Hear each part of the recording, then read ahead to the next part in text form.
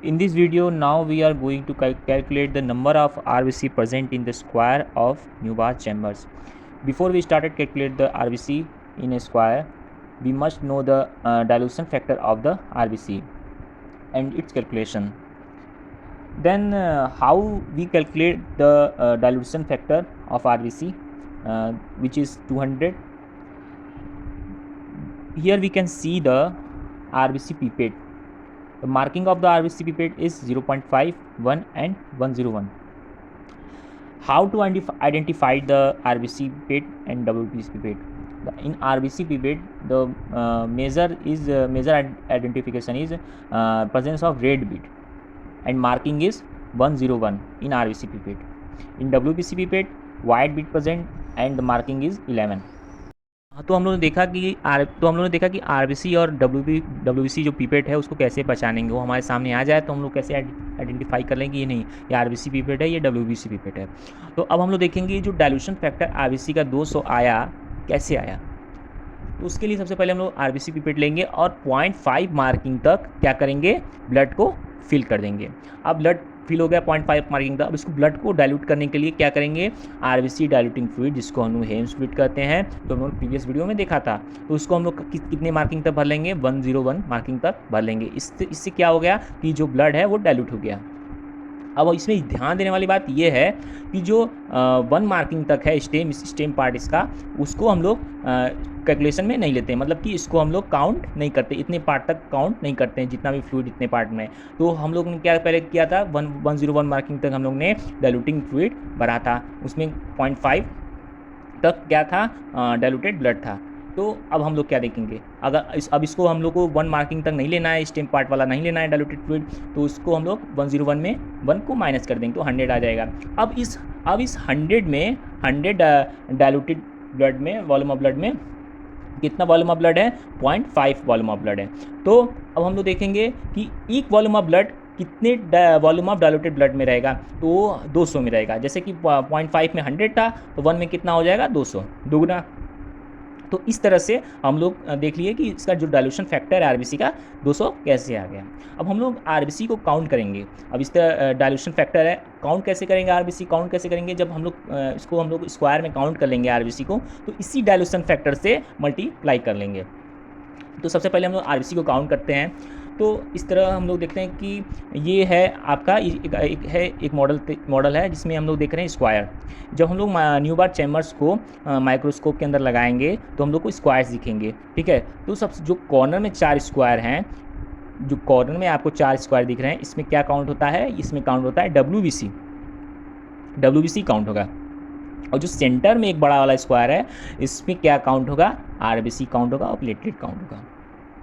तो अब हम लोग देखेंगे कि कैसे हम लोग आरबीसी काउंट करते हैं। इसमें देखो जो 4 कॉर्नर डब्ल्यूबीसी वाला है स्क्वायर है, इसमें 16, एक स्क्वायर में 16 छोटे छोटे स्क्वायर हैं। और जो सेंटर में बड़ा वाला स्क्वायर है, इसमें देखेंगे कि 25 छोटे छोटे स्क्वायर्स प्रेजेंट हैं। तो आरबीसी काउंट किस में करते हैं, 25 स्क्वायर है तो 25 में नहीं काउंट करेंगे, इसमें कितने में काउंट करेंगे, 5 स्क्वायर में काउंट करेंगे। जो 4 कॉर्नर वाला है और एक सेंटर वाला स्क्वायर प्रेजेंट है, उसमें आरबीसी को काउंट करेंगे। अच्छा, इसकी लेंथ कितनी होती है, ब्रेथ कितनी होती है। इसकी जो लेंथ होती है 1 मिलीमीटर होती है, और इसकी ब्रेथ जो होती है वो, जिसकी जो ब्रेथ होती है वो आपका 1 मिलीमीटर होती है। तो हम फिगर बनाएं इधर, तो आपको इधर समझा रहे हैं। जैसे कि जो सेंटर वाला स्क्वायर है, इसमें 25 छोटे छोटे स्क्वायर हैं, तो इसमें जो 4 स्क्वायर कॉर्नर में और 6 सेंटर वाला स्क्वायर, इसमें आरबीसी काउंट करते हैं। तो इसकी जो लेंथ होती है 1 मिलीमीटर होती है, और इसकी जो ब्रेथ होती है वो भी 1 मिलीमीटर होती है। तो अब हम मान लीजिए कि इसको हम लोग नाम दे रहे हैं छोटा छोटा, कि इसको नाम दे रहे हैं N1, इसको नाम दे रहे हैं N2, इसको नाम दे रहे हैं N3, इसको नाम दे रहे हैं N4, और इसको नाम दे रहे हैं N5, ठीक। अब हम लोग एक स्क्वायर में, एक N स्क्वायर में हम लोग आरबीसी काउंट करेंगे। तो अब इसका वॉल्यूम जानना है हम लोग को, इस इतने वॉल्यूम में वॉल्यूम ऑफ स्क्वायर में कितने आरबीसी प्रेजेंट है। तो सबसे पहले वॉल्यूम जानने के लिए हम लोग को एरिया जाना पड़ेगा, और हम लोग को क्या जाना पड़ेगा, डेप्थ।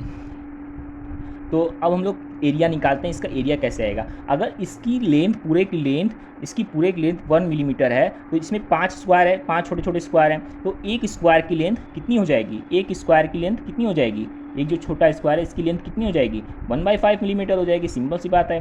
तो अब हम लोग देखते हैं कि इसमें और मतलब इस एरिया इसका कैसे निकलेगा। तो अब जैसे कि इसकी लेंथ आ गई 1 मिलीमीटर 1/5 मिलीमीटर, तो इसकी ब्रेड भी कितनी हो जाएगी 1/5 मिलीमीटर, क्योंकि इसकी ब्रेड भी जो थी पूरी की 1 मिलीमीटर थी, तो एक की ब्रेड कितनी आ जाएगी 1/5 मिलीमीटर। तो एरिया देखेंगे, एरिया कितना आ गया, एरिया का फॉर्मूला क्या होता है लेंथ इंटू ब्रेड, तो 1/5 इंटू 1/5 कितना आ गया 1/25 मिलीमीटर। ये 1/25 मिलीमीटर हो गया, ये क्या हो गया एक का हो गया, एक का हो गया कि नहीं। अब एक का ये एक स्क्वायर का, ऐसे 5 स्क्वायर हैं तो 5 स्क्वायर का निकल जाएगा, कितना हो जाएगा 5 इंटू 1/25, ठीक।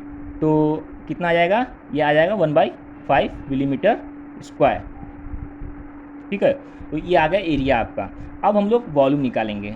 वॉल्यूम निकालने का फॉर्मूला क्या होता है, वॉल्यूम निकालेंगे तो इसके लिए हम लोग एरिया पता ही कर चुके हैं। एरिया कितना होता है, एरिया ऑफ 5 स्क्वायर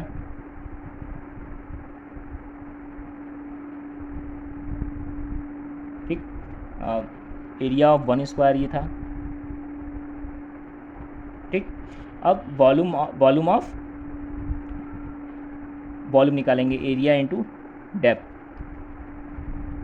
तो ये 5 जो आया था 1/5, ये 5 स्क्वायर्स का आया था ना, तो वॉल्यूम भी हम 5 का ही निकालेंगे, तो वैसे भी निकल चुका है स्क्वायर। तो अब डेप्थ देखते हैं, डेप्थ जो है ये डेप्थ कैसे आता है। तो ये डेप्थ जो आता है कैसे आता है कि जब हम लोग जो न्यू बार चैम्बर होता है, न्यू बार चैम्बर के ऊपर कवर स्लिप अप्लाई किया जाता है, और उस कवर स्लिप और जो चैम्बर्स हम लोग देख रहे हैं उसके बीच जो डिस्टेंस होता है वो माना जाता है कि 1/10 होता है। 1/10 उसका जो होता है मिलीमीटर होता है। इसको जो दोनों की कवर स्लिप और जो काउंटिंग एरिया होता है वो कवर स्लिप है, मान लीजिए कवर स्लिप है, मान लीजिए हम लोग कवर स्लिप लगा रहे हैं, ठीक है, और कवर स्लिप लगा रहे हैं, एक साइड ये कवर स्लिप है और ये आपका काउंटिंग एरिया है। तो इन दोनों के बीच जो गैप दिख रहा है उसकी डिस्टेंस कितनी होती है, उसकी डिस्टेंस होती है 1/10 मिलीमीटर, ठीक है। अब 1/10 मिलीमीटर होती है। अब एरिया हम लोगों ने निकाल लिया है 5 स्क्वायर का, कितना होगा 1/5, और 1/5 इंटू 1/10 तो कितना हो जाएगा मिलीमीटर स्क्वायर है ये, तो कितना आ जाएगा 1/50 मिलीमीटर क्यूब आ जाएगा, ठीक। ये वॉल्यूम आ गया।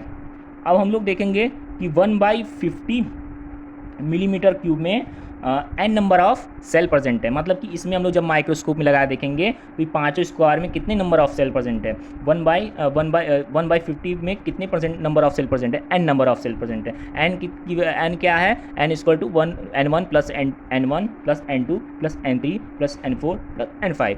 तो हम लोग देखेंगे इस तरह, जो 1/50 वॉल्यूम ऑफ स्क्वायर है, इसमें कितने नंबर ऑफ सेल प्रेजेंट है, n number of cell present है,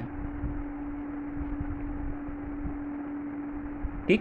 अब n number of cell present है, ठीक।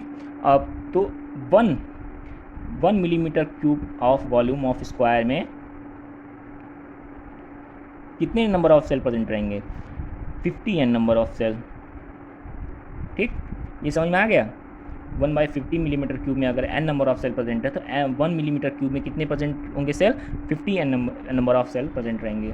तो अब हम लोग देखेंगे प्रिंसिपल हम लोग क्या देखा था कि एक पिछले में क्या देखा था कि जो डाइल्यूशन फैक्टर आया था, ये 200 डाइल्यूशन फैक्टर आया था, इसको किससे मल्टीप्लाई करना है, जो इसको number of cell present in the square. तो कितने number of cell present in the 50 number of cell present in the square. तो इसको हम लोग क्या करेंगे 200 से इंटू कर देंगे, और ये क्या आ जाएगा, ये आ जाएगा आपका 10,000 n। तो हम लोग अब इसका ये n इक्वल टू क्या है, n इक्वल टू है n1 plus n2 plus n3 plus n4, ठीक। ये कैलकुलेशन एकदम इजी था, समझ में आया। तो इसमें तो ये तो अब जो 10,000 आया है उसको जो नंबर ऑफ सेल हम लोग देखेंगे माइक्रोस्कोप में लगा के उसको काउंट करेंगे और उसको 10,000 से इंटू कर देंगे, तो ये हम लोग का RBC पता चल जाएगा कितना RBC प्रेजेंट है। तो ये सिंपल सा कैलकुलेशन था। तो इस तरह हम लोग देखा कि RBC हम लोग कैसे कैलकुलेट करेंगे।